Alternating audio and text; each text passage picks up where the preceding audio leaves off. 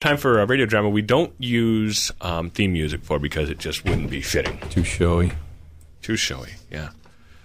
Hello and welcome to Low Key Theater, the kind of program radio drama Midwesterners can relate to. Today's episode is called The Hostage Situation, and it begins outside a local bank. We see a man in a John Deere hat and a plaid jacket approach the lead officer of a SWAT team. The man says, I hate to bother you. You look kind of busy here, and I don't mean to interrupt what you're doing. I'm sure it's probably pretty important, but I dropped my wife off at the bank while I ran up the farm and fleet, and this just a little while ago, and I was hoping to pick her up and go to breakfast, but I don't see her here, and I was just wondering... Your wife, is she in the bank? Well, I don't see her out here. She was supposed to wait. Oh, what's your wife's name, sir? Ethel Gutschalk. Have you seen her? Can you describe her to us? Oh, she's about this tall, got gray hair. Don't ask me her weight, because she won't tell me. Won't even let me look at her driver's license. If I had to guess, I'd say about... That won't be necessary, sir. I recognize her from what you've given me so far. You know her? Oh, we've identified her as hostage number 5. Well, I've never heard her called that, but... Well, she's inside the bank, sir. She's being held hostage by a bank robber. I told her we could use the drive up, but no, she wanted to go inside. She doesn't trust those tubes with a large check. I bet nobody ever held up a drive-up lane, did they? Not to my knowledge, sir. Well, I can't wait to point that out to her. When do you think she'll be out? Oh, goodness, this sort of standoff can last for hours. Any chance that this guy will release some of the hostages anytime soon? Well, that's hard to say. We're just in the beginning of negotiations here. So it could be hours before she's released? It could be. I'm getting pretty hungry. I'm thinking I could go get breakfast and pick up some stamps at the Jewel and still be back here before she's released. I really couldn't say when she'd be released, sir. Well, I'm going to give it a shot. Otherwise, I could be stuck here all afternoon and get nothing done. So while the tense standoff continues in the parking lot of the First County National Bank, Bud Gustock manages to have his breakfast and buy stamps. When he returns to the bank, he finds his wife in an almost deserted parking lot. She's standing with the SWAT officer. Bud says, See, Ethel, I told you we should have gone through the drive-up. The hostage standoff situation and robbery ended early, sir. As it turns out, the man was not a robber. He had just forgotten to take off his ski mask, and no one inside could understand what he was saying. There was one of the tellers overreacted, and one thing led to another. It took us a little while to straighten everything out, but I'm glad to say it's okay now. Yeah. Your wife is fine. Did you deposit that check, Ethel? Yes, I did. When were you going to ask if I was okay? That was going to be my next question.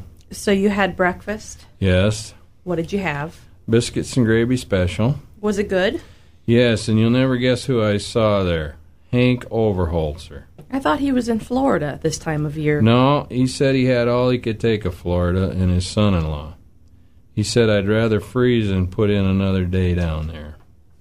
Ma'am, I have to say, I thought you'd be more upset. No, I'm not really like that. I am hungry, though. Maybe we could stop at the KFC on the way home. Okay. Did you get the stamps? Sure. Good, because I'm going to have to write my sister now and tell her all about the big excitement at the bank.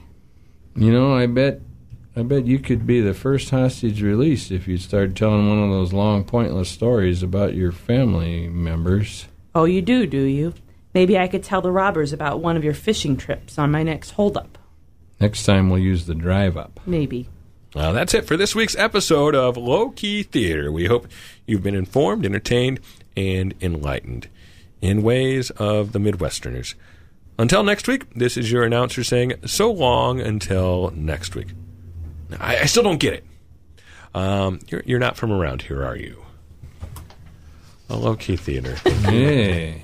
Thanks to Allison Beasley for playing Ethel, and Uncle Paul, of course, always plays Bud. Bud. Yeah. Character based on... many characters. I think it's based on Uncle Paul. Oh, I'm not that low-key. You're pretty low-key. I'm pretty excitable. Really? Right now, my heart's beating a mile a minute. Okay. I'm getting excited about Poetry Corner. I have a...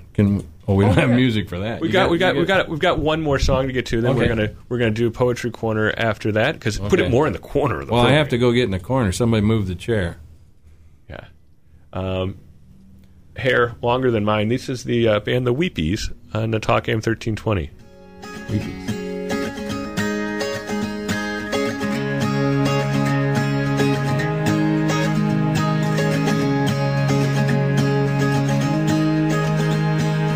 I woke up and wished that I was dead, with an aching in my head. I lay motionless in bed. I thought of you and where you'd gone. Let the world spin madly on.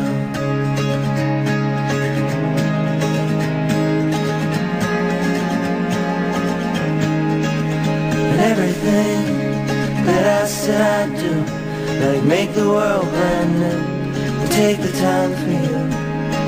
I just got lost and slept right through the dawn, and the world spins madly on.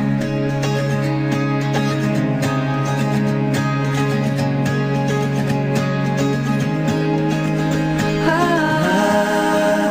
let the day go by.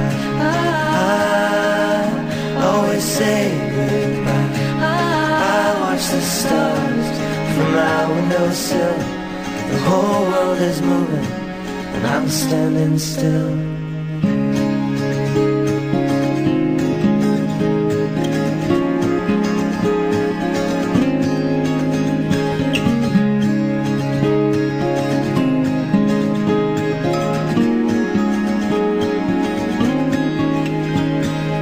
I woke up, wished that I was dead, with an aching in my head. I lay motionless in bed. The night is here, and the day is gone, and the world spins madly on.